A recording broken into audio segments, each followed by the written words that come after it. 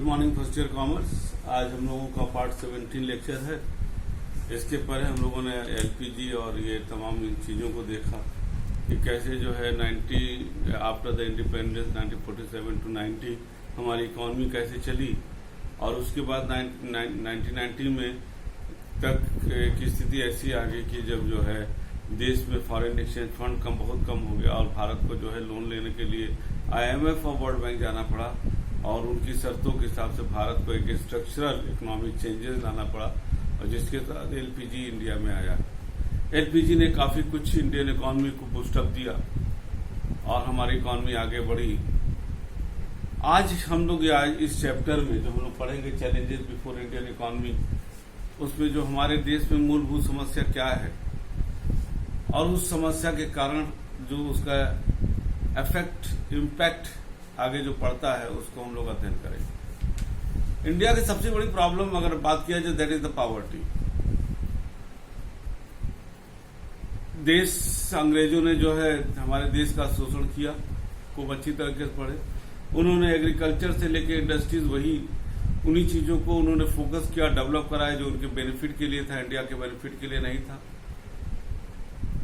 उन्होंने land reform भी इस तरह से किया कि उनको अफेक्ट पड़े। ये सारी चीजें हुई। आफ्टर द इंडिपेंडेंस हमारी इकॉनमी एकदम जो जर्जर अवस्था में जब हमको मिली और हमारी इकॉनमी एग्रीकल्चर बेस्ड थी, ये हम लोग मालूम है। इंडिपेंडेंस के बाद about 70% people still engage in the rural areas in the agriculture sector. यहाँ एक आपको बता दें कि जब एग्रीकल्चर सेक्टर पर डिपेंडेंसी इकोनॉमी की ज्यादा होती है तो वहां पर अनएम्प्लॉयमेंट ज्यादा होगा और वो अनएम्प्लॉयमेंट जो दिखेगा नहीं, जिसको हम लोग डिस्गाइज अनएम्प्लॉयमेंट बोलते हैं, वो ज्यादा दिखाई देता है। अब आप कहोगे कि what is the correlation between the dependency of the agriculture and the unemployment. I will explain it. वो डिपेंडेंसी इसलिए है क्योंकि गांव में जो एग्रीकल्चर जब है तो वहां पर एक बड़ा परिवार होता है, उसका बड़ा जोत होता है, लैंड होता है। जब परिवार बढ़ता है तो धीरे धीरे वो जोत कम होता जाता है, पॉइंट नंबर 1। और जोत कम होने की वजह से हर व्यक्ति अपना अपना एग्रीकल्चर का मेथड और टेक्नोलॉजी और सारी चीजों को लाएगा, उसमें उसका ऑपरेशनल कॉस्ट बढ़ता है, पॉइंट नंबर 1। पॉइंट नंबर 2, अगर मान लीजिए कि हमारे पास एक जो भी खेत है 100 खेत है 100 खेत है, हमारे पास 2 बच्चे हैं, हमने दोनों को बांटा, उसके 2 बच्चे, इस तरह से बढ़ता चला जाता है। उसके बाद एक चीज और होता है कि अगर एक खेत में 2 लोग हैं और 2 लोगों का काम भी है, 2 लोग कर भी रहे हैं, फिर तीसरा बड़ा होता है उसी खेत में, वो भी शामिल हो जाता है उतना ही में। तो हम लोगों को लगता तो है कि एक खेत में 3 लोग काम कर रहे हैं, लेकिन होता यह है कि 2 लोग मूलतः जब 2 लोगों की जरूरत है, एक व्यक्ति वहां सरप्लस है, जबकि दिखाई नहीं दे रहा है कि वो सरप्लस है।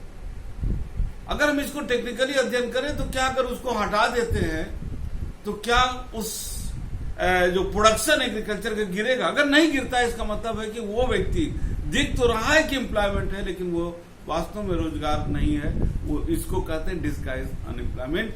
और due to the dependability on the agriculture the disguise employment rate was decreasing very rapidly. और उसका परिणाम ये हुआ कि हमारा देश की जो मूल समस्या थी वो गरीबी कायम रह गई, क्योंकि हम लोग वहां उस सेक्टर से धीरे धीरे निकल नहीं पाए। वो अलग बात है, हम आगे डिस्कस करेंगे कि 5 ईयर प्लान आया, वो कौन कौन सी योजनाएं आई जिसकी वजह से ये सारी चीजें हुई, ठीक है ना। अब जो हमारे यहाँ जो है जिसम 70% और उसमें से 30% ऐसे लोग हैं, आज भी करीब करीब यही स्थिति चल रही है कि 30% ऐसे लोग हैं आज हमारी इकोनॉमी में जो अपनी बेसिक जरूरतों को भी नहीं पा पाते। अब हम कहें कि कौन वो गरीब लोग हैं, अगर हम कहें कि वो गरीब लोग कौन है, कैसे पहचाने? हम डेटा को बाद में देखते हैं, लेकिन आज खोमचे पर सामान बेचने वाला, एक रिक्शा वाला और ये सारी चीजें, ये सारे लोग जो होते हैं, आप देखते होंगे कि कूड़े में से सामान बीनने वाले, भीख मांगने वाले लोग और किनारे बैठ के औरतें जो है, महिलाएं माला घूमती है, और ऐसे लोग हैं जिनके पास कुछ नहीं है, वो कहाँ रहेंगे, उनके पास कोई संपत्ति नहीं है। एक्चुअली देखा जाए तो ये लोग गरीबी की रेखा में आ जाते हैं। ये अभी हम डिफिनेशन के रूप में नहीं ले रहे हैं, लेकिन ये बड़ी अब डायरेक्टली वी कैन इमेजिन और वी कैन ऑब्जर्व कि these fellows are the under the poverty line. ग्रामीण जहां तक क्षेत्रों की बात है कि ग्रामीण क्षेत्र में ये समस्या और भी विकट है, क्योंकि गांव में जो है लोग जो है एक जहां तक है कि एक वहां पर जो है कृषि पर आधारित होने की अर्थव्यवस्था होने के कारण लोग साहूकार महाजन से लोन लेते हैं, और उस साहूकार महाजन से लोन लेने के कारण वो जब वो चुका नहीं पाते हैं तो वो जिनका जमीन साहूकार महाजन के पास चलता है और अपनी ही जमीन पर वो लेबर हो जाते हैं, और बहुत ज्यादा ब्याज देना पड़ता है, और उसका परिणाम होता है कि उनका परिवार जो है गरीबी रेखा गरीब से गरीब होता चला जाता है। फिर उनके पास जो है खाने का नहीं रहेगा, और सारे बच्चे जो पैदा हो रहे हैं वो कुपोषण के शिकार हो जाएंगे, माल न्यूट्रिशन। ये एक बहुत बड़ी समस्या हो जाती है। और जब एग्रीकल्चर में उनका डिपेंडेबिलिटी होता है तो जो लेबर सरप्लस है उनका अगर पर लेबर इनकम की बात किया जाए तो वो भी काफी कम होने लगता है, और जिसकी वजह से जो है जब उनके पास पैसा कम होगा वो ठीक से अनाज नहीं ले पाएंगे, वो कुपोषण के शिकार हो जाएंगे, और साहूकार जो भी पैसा मिलेगा वो साहूकार को देते देते देते वो एकदम कंगाल हो जाएंगे, खाने को नहीं रहेगा। आप समझ सकते हो कि जो है वो कैसे वो सरवाइव करेंगे, निश्चित रूप से वो गरीब हो जाएंगे, ठीक है ना। और इस प्रकार गांव में गरीब, बिजली नहीं है, पानी की व्यवस्था या शुद्ध पानी नहीं है, सारी ये सिस्टम वहां पर फेल है। और अगर आज के संदर्भ में बात किया जाए तो सिर्फ खाने की ही बात नहीं होती है। जब हम बात करते हैं गरीबी की, उनके पास खाने की पर्याप्त नहीं है, आज कहते हैं क्या एक बेसिक इम्यूनिटी सिस्टम क्या गांव में उपलब्ध है, क्या लोगों के पास है? आज हमारे पास अगर जो पॉवर्टी की बात करते हैं तो हमारे पास जो बेसिक एजुकेशन है, बेसिक हेल्थ है, बेसिक इंफ्रास्ट्रक्चर है, सड़कें हैं, नालियां हैं, क्या वो वहां पर है? देखा जाए तो बहुत जगह अभी भी नहीं है। गांव की औरतें, हमारे यहाँ तो सरकारी कर्मचारी जो नौकरी करने लगते हैं उनकी जब वो गर्भवती होती है महिला तो उनको मैटरनिटी लीव मिलता है। गांव में तो एक डिलीवरी के दिन तक वो बेचारी काम करती है। ये हालत है उस गरीबी का, ठीक है ना। और उस बच्चे को पैदा होने के बाद भी वो दूसरे तीसरे दिन से ही वो उनको लेकर के गांव काम पर चले जाते हैं। उस बच्चे को ठीक से जो माँ का या दूध मिलना चाहिए, वो माँ जो एक खुराकी मिलना चाहिए वो नहीं मिल पाता है, और बच्चा कुपोषण का शिकार होता है, और जिसका परिणाम होता है वो जल्दी मृत्यु के ग्रास में चला जाता है। ये सारी चीजें अगर आ जाती है तो बहुत आसानी से हम देख सकते हैं कि जो है गांव में एक अजीबोगरीब स्थिति है। शहरी, जहां तक शहर की बात करें तो शहर में कुछ हद तक वो चले गए। जो गांव के लोग शहर आ जाते हैं उनको थोड़ा बहुत एक बेटर स्थिति में आ जाते हैं, वो रिक्शा चलाने लगे, मजदूरी करने लगे, कहीं ना कहीं कुछ रोजगार मिल जाता है, घूम घूम के जो है सामान बेचने लगते हैं। ये सारी चीजें जो है वहां पर आ जाती है कि ये काफी एक गरीबी का जो होता है, क्योंकि शहर में एक वैकल्पिक व्यवस्था उपलब्ध है, एक सब्स्टिट्यूट उसका उपलब्ध है कि वो लोगों को जो है रोजगार वहां पर आपको मिल सकता है। लेकिन होता वही है कि वो वहां पर वो सर्वाइवल तो कर जाते हैं, लेकिन वो बेसिक सुविधा उनको वो नहीं मिल पाती, ठीक है। ये हो गया। अब अगर ये कहा जाए कि हम कैसे पहचाने कि ये गरीब है, तो इसमें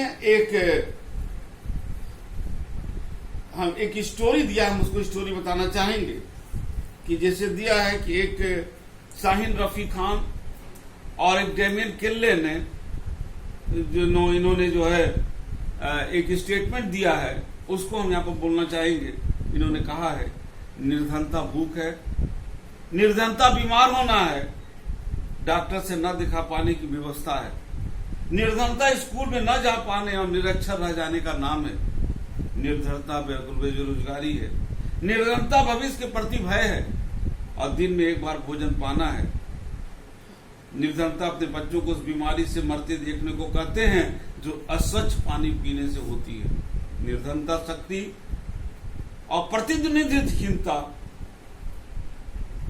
और स्वतंत्रता की हीनता का नाम है। यानी न तो उनके पास वो शक्ति है कि वो किसी को कर सके, न उनका रिप्रेजेंटेटिव कोई होता है, न उनका एक स्वतंत्रता होती है कहीं न कहीं। वो क्यों? क्योंकि वो निर्धन होने के कारण वो कुछ न कुछ ऐसे लोगों के गुलाम हो जाते हैं इनडायरेक्टली, जो उनका शोषण करते हैं। अगर ये कहा जाए तो निर्धनता इसी के इर्द गिर्द घूमती है। निर्धनता की जो परिभाषा है स्वतंत्रता के पहले दादा भाई नौरोजी ने एक दिया था। दादा भाई नौरोजी ने इसको दिया था एक statement, cost of jail survival इन्होंने दिया एक स्टेट वो मूल्यांकन का एक विधि निकाला था, जिसके में होता है कि एक जेल में रहने वाले व्यक्ति को जो एक भोजन उसको जीने के लिए मिलना चाहिए, अगर वो मिल रहा है तो वो कहेंगे कि माने हाँ, उसको उन्होंने मापदंड के रूप में रखा था, method of the calculation of the poverty line. ठीक है। अब उन्होंने एक चीज और कहा था, अतः लोग जेल निर्वहन लागत में कुछ प्रवर्तन। उन्होंने कहा कि आज पॉपुलेशन का 1/3 हमारे बच्चे होते हैं, बच्चों की संख्या होती है, जिसमें से आधे बच्चे जो है उनका उपयोग कम कर पाते हैं, शेष आधे व्यक्ति। ये एक है इसको कैलकुलेशन के रूप में कि जो बच्चे हैं हमारे ज्यादातर वो गांव में रहते हैं, कुपोषण का शिकार हो जाते हैं। ये दादा भाई नौरोजी ने उस समय वहां पर दिया था। अब अगर हम एक यहाँ पर ग्राफ बनाएं छोटा सा, और उस ग्राफ में आप देखिए कि किस तरीके से इसको किया गया है यहाँ पर। ठीक है, इस ग्राफ 1 2 3 4 5 ग्राफ में बनाऊंगा छोटा छोटा।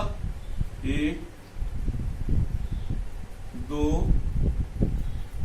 3 4 और 5 ये ग्राफ बना रहे हैं।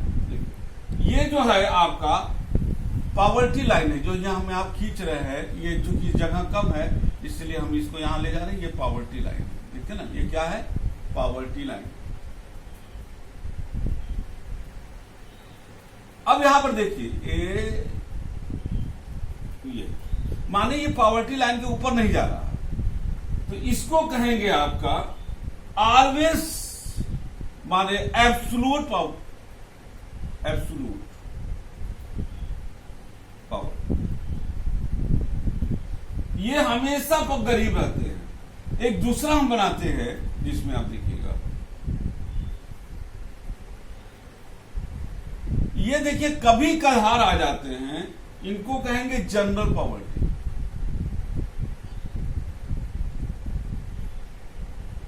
ठीक है ना। अगर ये दोनों को हम मिला दें तो यहां पर आ जाती है कि लॉन्ग टर्म पॉवर्टी। इसको दोनों को कहेंगे लॉन्ग टर्म पॉवर्टी। अब ये जो है तीसरा, जिसको हम लोग अगर इसको थोड़ा सा हम तीसरे वाले को नीचे ले जाते हैं, तीसरे वाले को तभी ठीक समझ में आएगा। अभी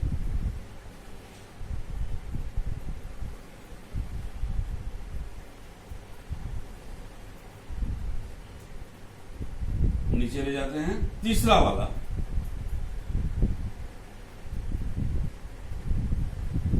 ये आप देखिए ये फ्लक्चुएट करता रहता है, कभी गरीब और कभी गरीबी रेखा से ऊपर, कभी गरीब कभी, ये ऐसे फ्लक्चुएट करते रहते हैं, जिसको हम कहेंगे cyclical poverty, cyclical poverty.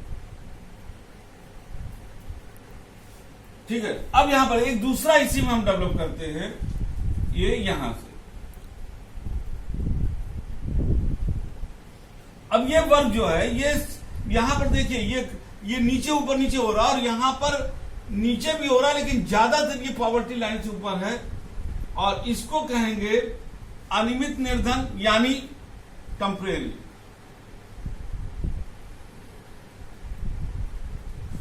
Poverty. अगर इन दोनों को इसको कर लें, ये लॉन्ग टर्म था तो ये शॉर्ट टर्म पॉवर्टी अब के अंतर्गत आएगा।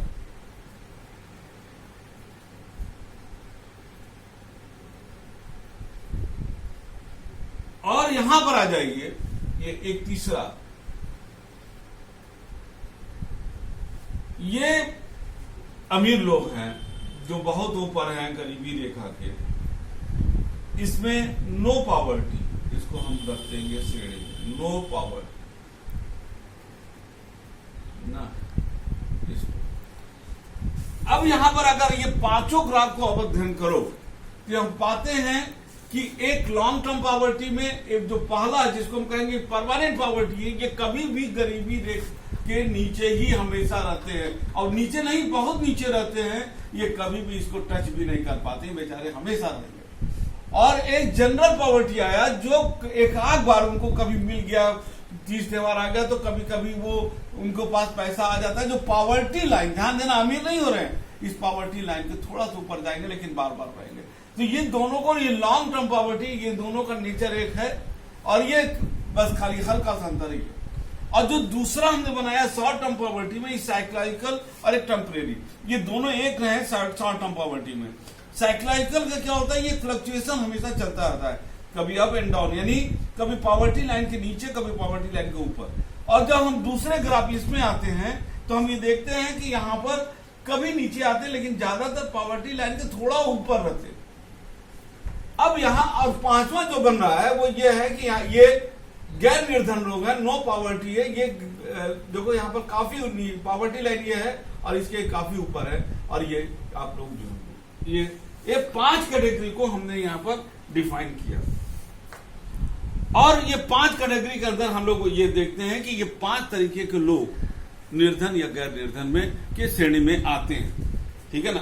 स्वतंत्रता के बाद में जो है कई बार यहाँ पर एक हमारा टीम बना जिसने अध्ययन किया, एक टीम बना था 1969-62 में भी बना, और 1979 में भी जो एक टीम बना, एक ग्रुप बना जो इसका अध्ययन करना है, उसने कहा कि उसके हिसाब से एक दल जो है जिसका नाम था इफेक्टिव कंजम्पशन डिमांड ग्रुप बना 1979 में, और एक स्पेशलाइज्ड ग्रुप जिसका जो स्पेशलाइज्ड ग्रुप था इसी कार्य के लिए 1989 और 2005 में भी बना। और ये सारे ग्रुप जो है जो apart from the planning commission, ये सारे जो है गरीबी दूर करने के लिए उसको डिफाइन करते थे, और उस करके और उन्हीं डिफिनेशन के आधार पर ये 5 का डिमार्केशन हम लोगों ने किया, ठीक है ना। अब आते हैं, अगर निर्धनता का ये हो गया हमारे ख्याल से ये आपको समझ में आ गया होगा, ये 5 तरीके का कि निर्धन, गैर निर्धन, और ये पॉवर्टी। अगर ये कहा जाए कि साहब सर आपने जो है पॉवर्टी लाइन को कैसे खींच दिया, वो क्या बेस था कि आपने पॉवर्टी लाइन को खींचा, तो ये हम बता दे। देखिए पॉवर्टी लाइन को अगर हम बात करते हैं तो यहां पर थोड़ा सा आप टेक्निकलिटी आप ध्यान दीजिएगा। पॉवर्टी लाइन का इसको मिटा दे रहे। पॉवर्टी लाइन में जो है न्यूनतम एक व्यक्ति को कैलोरी कितना चाहिए, न्यूनतम कैलोरी जो भोजन करता है उसमें, वो एक व्यक्ति को डेली, ठीक है, डेली एक व्यक्ति को कितना कैलोरी चाहिए, डेली कैलोरी कंजम्पशन।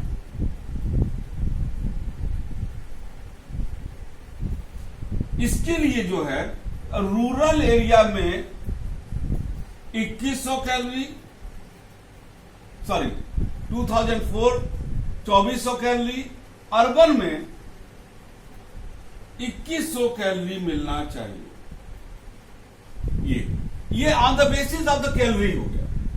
और 2011 और 12 में एक जो एक ग्रुप बनाया गया, उसने कहा कि पॉवर्टी लाइन को ग्रामीण क्षेत्र के लिए प्रति माह पर मंथ के हिसाब से एक व्यक्ति रूरल एरिया में 816 रुपया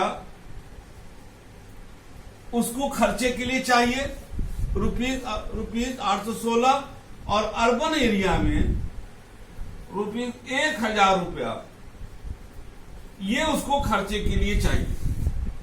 यानी ये उतना मिलना चाहिए। अगर ये इसके नीचे पाता है, माने रूरल एरिया में 816 रुपया प्रति माह वो खर्चा करता है अपने उपभोग की वस्तुओं पर, और अर्बन में 1000 रुपया, और साथ ही साथ अगर रूरल एरिया में 2400 से कम कोई कैलोरी पा रहा है और खाने में, और अर्बन में पा रहा है 2100 की कैलोरी, तो उसको हम जो है एक क्या कहते हैं गरीबी रेखा के नीचे हम उसको रख सकते हैं, ठीक है ना। हमारी सरकार जो है गवर्नमेंट ऑफ इंडिया, वो एक मंथली पर पर्सन कंजम्पशन एक्सपेक्टेंसी एक वो जो बनाता है, ये इसके आधार पर, उसी के आधार पर इसको बताया गया है। अब आगे एक चीज हम जो आपको बताना चाहेंगे कि जो हमारे तमाम इकोनॉमिक्स हैं, उन लोगों ने एक विरोध किया गवर्नमेंट के अप्रोच का कि गवर्नमेंट ने जो है रूरल एरिया के पीपल जो पुअर पीपुल को एक क्लास मान लिया कि गरीबी है तो उसको क्लास मान लिए। ये एक बहुत बड़ा, और इसमें उन्होंने ये दोष निकाला कि इन्होंने पूरा क्लास मान करके ये कि इसको इन्होंने इस तरह से कर लिया, जबकि उनका कहना था कि कई ऐसे और भी चीजें फैक्टर हैं जो उनको गरीबी रेखा के डिफिनेशन के अंतर्गत ला सकते हैं। जैसे मान लीजिए इनकम, एक तो इनकम भी हो गया, एक उसके पास एसेट्स का ओनरशिप ऑफ द एसेट्स भी हो सकता है। अगर किसी के पास इनकम कम है, बहुत इनकम कम है कि वो इतना नहीं पा रहा है, और इतना उसके पास कोई जमीन जायदाद भी नहीं है, पापू है, तो वो है। और उसके अलावा अर्थशास्त्रियों का था कि सिर्फ यही कारण नहीं है, उसके अलावा क्या उनको बेसिक शिक्षा मिल रहा है, क्या उनको बेसिक इम्यूनिटी हेल्थ सिस्टम मिल रहा है, क्या उनको स्वच्छ पानी मिल रहा है, क्या उनको जो है स्वच्छता जो भी सफाई है क्या उनको मिल रहा है, और अगर और क्या उनको बेसिक जो इंफ्रास्ट्रक्चर है, सड़कें हैं, गली हैं, क्या उनको मिल रहा है, ठीक है ना। क्या उनको जो है वो क्या करते हैं जो पॉलिटिकल और एक क्या कहते हैं सिटीजनशिप के रूप में जो इनको इंडिपेंडेंस चाहिए, क्या वो मिल रहा है, क्या उनके पूरे ह्यूमन डेवलपमेंट के लिए, विकास के लिए जो चीजें चाहिए क्या उनको मिल रही है। ये सारी चीजों पर भी बात उन्होंने कहा होनी चाहिए, तभी हम इसको ठीक से निकाल सकते हैं।